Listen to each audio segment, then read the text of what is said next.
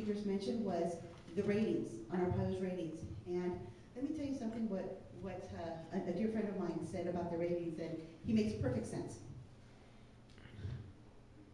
Arpaio is all about ratings, and he looks at the polls, his approval ratings, right? You know, he looks at his polls, and when they do the polls, and he always is boasting, oh, my approval ratings are great, and I'm untouchable. And this is why nobody in the past had ever wanted to stick their neck out, okay? We've had, in the beginning, we only had maybe one or two to stick their neck out, and they became subject of investigations. Like the mayor, who said, this guy's racially profiling. The Mayor Phil Gordon. Then, of course, you had the mayor of Guadalupe, who said, you can't do this in my town. Okay, and then of course Supervisor Wilcox is listening to our pleas and saying this is bad, what's going on here. So as more people started coming out, they became subject of those investigations, frivolous investigations, if you ask me. But he was going after Hispanics, and that is what gave him those approval ratings, because this is the reason why he turned the way he was. Remember all of those nasty emails and all of those phone calls. So when he started going after the politicians and the judges and folks that looked just like the same folks that were making those phone calls, that's when his ratings started dropping. Oh yeah. So think about it. Now recently he decided that he's going to go ahead and do a bogus training on all of his 900 officers out in the street so that they can enforce immigration. Well, guess what? Now he's really popular again, because the only way that he's going to boost his ratings is if he goes after the Hispanics. And unfortunately, that resonates with a lot of folks. But we have to keep pressing the point. Like what Randy's doing, like what Salvador's doing, we have to keep bringing the issues of he is totally misprioritizing what he should be doing. He should be going out there and protecting us, keeping our community safe.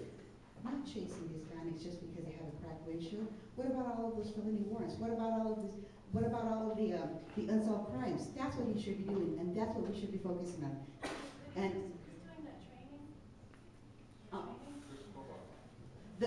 the training that Arpaio hired an independent person since the federal government took away the right for him to go out and ask people for their immigration status out in the street. So he decided to hire a consultant.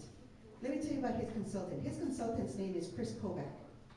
Chris Kobach is he's a well-known activist in hate groups, organizations like Center for Immigration Studies, FAIR, which is Federation for American, these are known hate groups, and they're recognized as hate groups by organizations like the Southern Poverty Law Center, by the Anti-Defamation League, and they know who this guy is.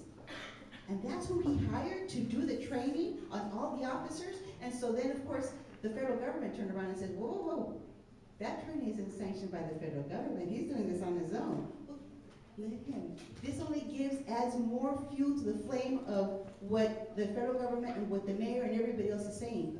We've been saying it all along.